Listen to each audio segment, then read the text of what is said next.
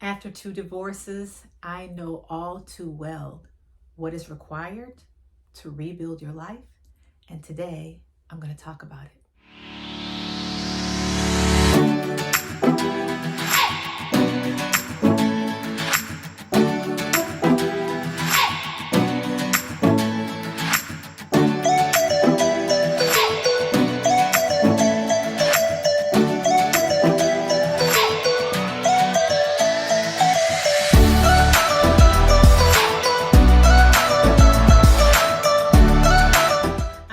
Andrea here. Thanks so much for coming to my channel. Make sure to subscribe and like and leave a comment. Today I want to talk about rebuilding your life after divorce and what that really looks like. I've been divorced twice.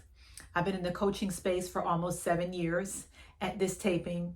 And at this taping, I've been out of my second marriage for about 12 years. So I know a little bit about rebuilding my life, your life, women's lives after divorce. I know about co-parenting.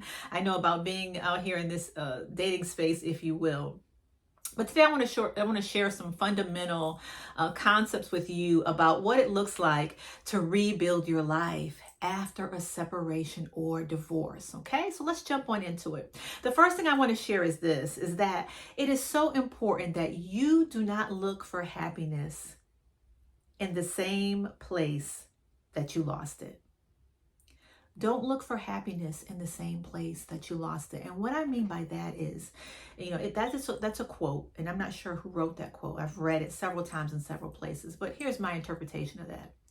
You've gone through a separation or divorce. You've come out of a long-term relationship. I'm sure that there were many great points and highlights to that relationship, but for some reason or reasons, it did not work.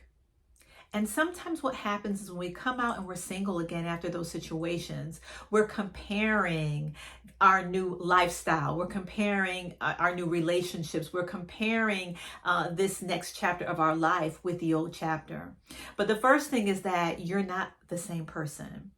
And you ultimately don't want that life because it did not end productively, if that makes sense, right? So I'm going to share some things with you today that I want you to think about when we're talking about rebuilding your life after a separation, divorce, or a long-term relationship. So I'm going to use the word rebuild as an acronym, if you will. And let's start with the letter R.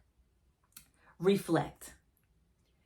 Before you can move forward, you have to reflect on what happened in your past. Now, reflect doesn't mean stay there. Reflect doesn't mean wallow in there. It means to take an objective look at what really happened in that relationship, right? So let me talk about my first marriage really quickly. In my first marriage, we were young. We got married after 5 months. We were both in the military. And we really didn't know who we were. Young, number one, and immature. Number two, we didn't know each other, obviously.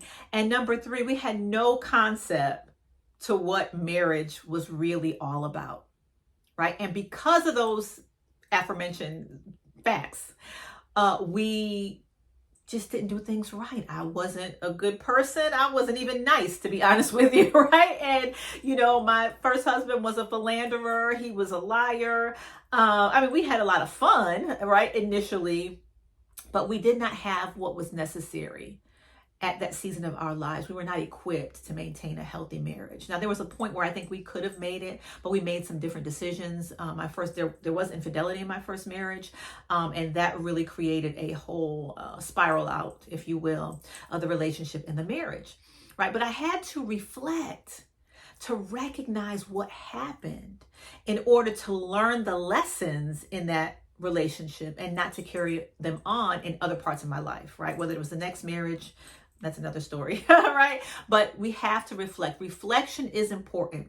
We don't want to dwell there, but we do want to identify some of the factors that led to the breakdown of that relationship. The second concept is using the letter E, right? Examine your contribution. Ooh, no, we don't want to talk about that, do we? Even when we have been mistreated, or maybe we were the mistreater. It can go either way, right? Nobody's perfect in a relationship. But let's just use the majors as what I call them: infidelity, addiction, abuse, right? Perhaps you were the recipient of those negative behaviors, okay? But I also want you to look. So sometimes when those things happen in a relationship, we may tend to annihilate, if you will, any wrongdoing that we've ever done in the relationship, right? So even if there was abuse, and I've been through all levels of abuse between the two marriages, so I can relate to abuse, be that physical, emotional, verbal, financial. I can relate.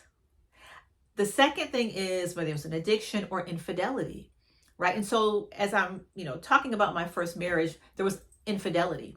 So it'd be very easy for me to just say he was unfaithful. That's it. He was all his fault because he was unfaithful, and not take any time to examine my contributions to the breakdown of the relationship.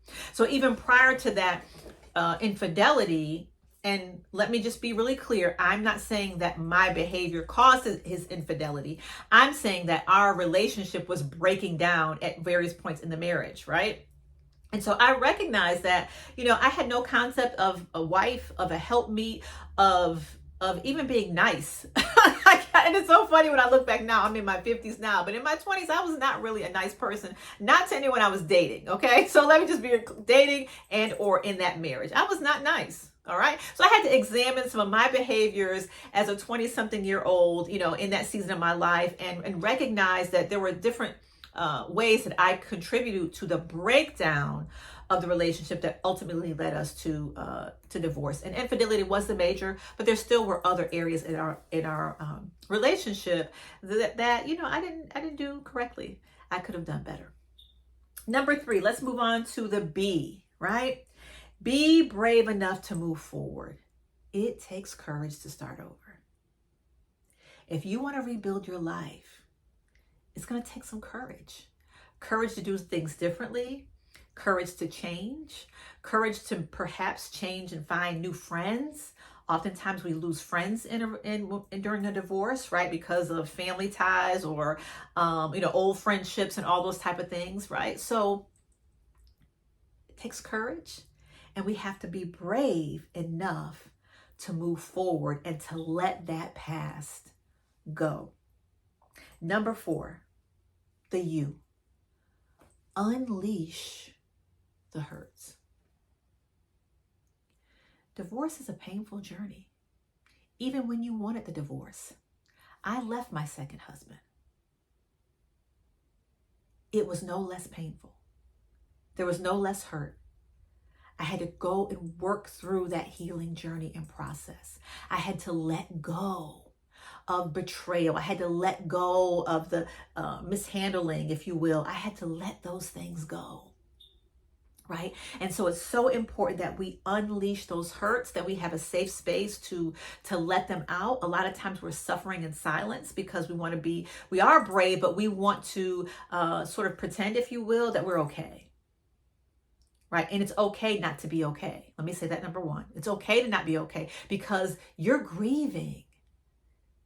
You're going to be angry. You're going to be upset. Healing is a forever journey. Okay, so you are going to be upset, but we do have to learn how to unleash those hurts in order to move forward. And it takes time to do that.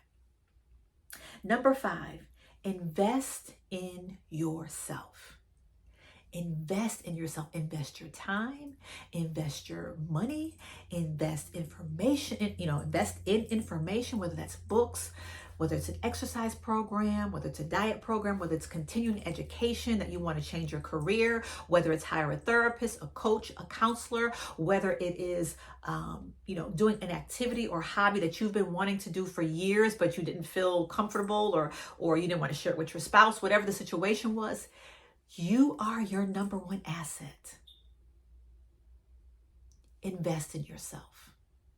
And again, investment doesn't always mean money, but sometimes it does. But you deserve that.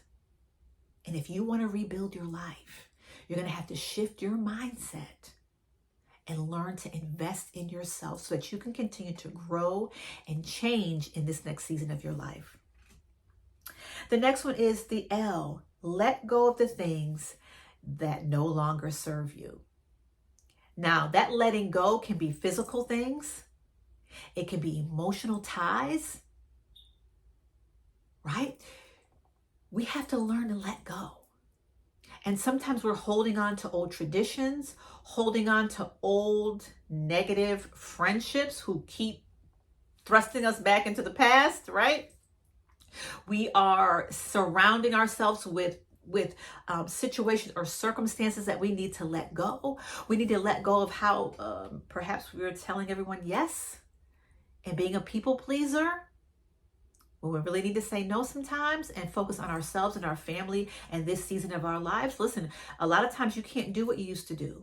You're in a whole new season. You have a whole new set of responsibilities, and you're also trying to take care of your emotional well-being. And if you have children, you're trying to take care of their emotional well-being as well.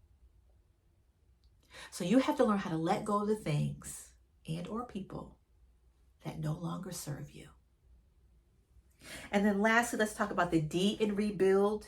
Discover the real you. Not the you that you put on for the world, not the you that you wanted your ex to be, the you. No, who are you really?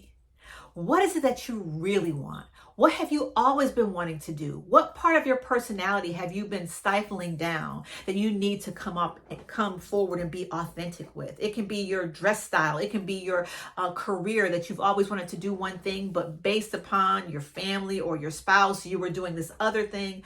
What is it?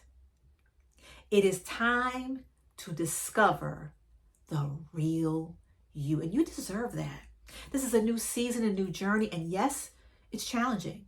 I am not going to minimize that, but it can bring you into a various